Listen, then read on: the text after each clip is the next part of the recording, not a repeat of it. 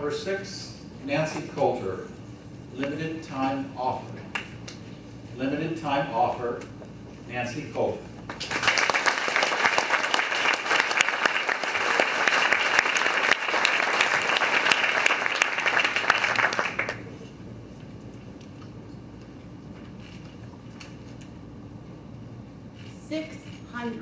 Years ago, a famous theologian, Martin Luther, said, "The hair is the richest ornament of a woman."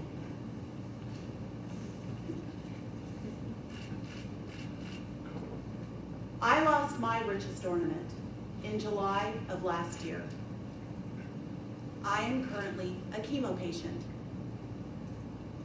I have to say, my battle with cancer has been anything but easy, but I have learned some huge lessons from my illness.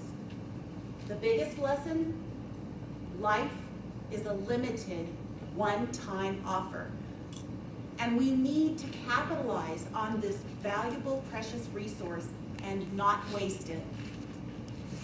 Mr. Toastmaster, fellow Toastmasters, and welcome guests, come with me to the beginning of my story.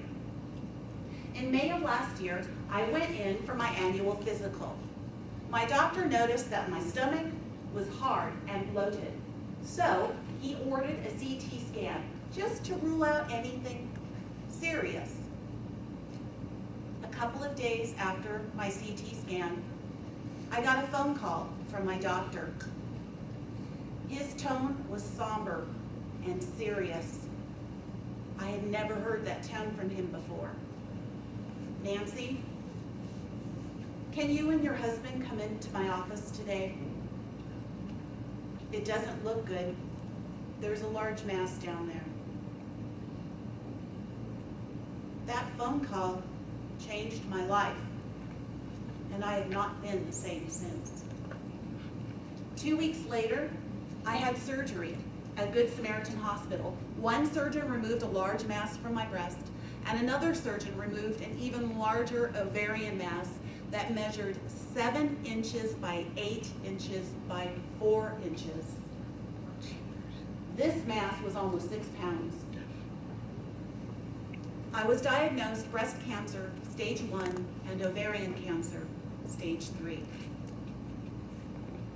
Now, I've always known that I was good at growing things. Tulips, roses, geraniums. I just never figured I'd be adding tumors to that list. Well, today, after lots of chemotherapy and surgery, I am disease-free.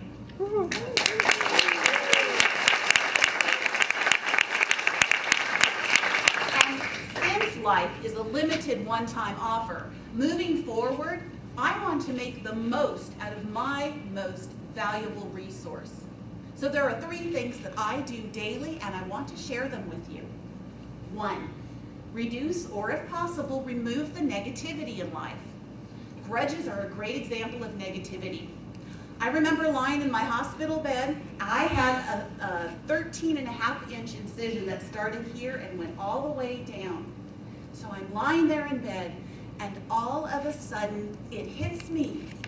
This resentment and anger that I had been holding inside for over 30 years toward a family member was just not worth it. 2, live well. Apply your efforts toward the meaningful and worthwhile. What's meaningful to me? A close connection with God, close connection with family and friends, and creative expression. I made this necklace.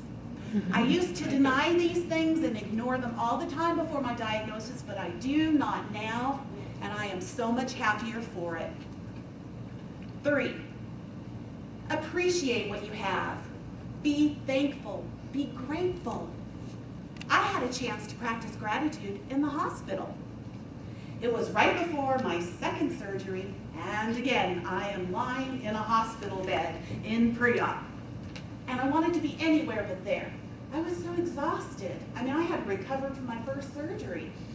And I didn't want to go into the second surgery with a bad attitude, so I thought I'd try an experiment. I decided to smile, I decided to look outside of myself, and I decided to talk to other people in the pre-op room. And within a few minutes, I felt so much better.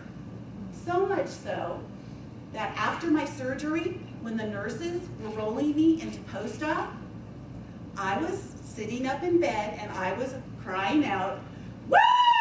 You people rock!"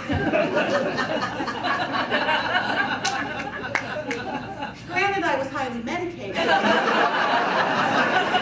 but I was grateful. I disagree with our theologian friend, you know, the one who said that hair is the richest ornament of a woman.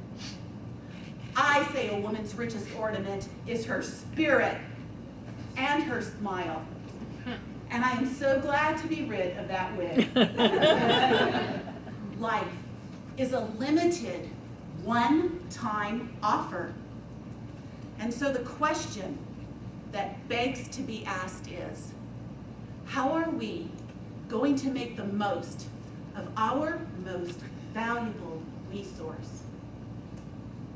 I propose that we start today and make the choices daily to get rid of the bad, to live well, and to be grateful. These things will ensure that when our time has come to leave this world, our regrets will be few. Mr.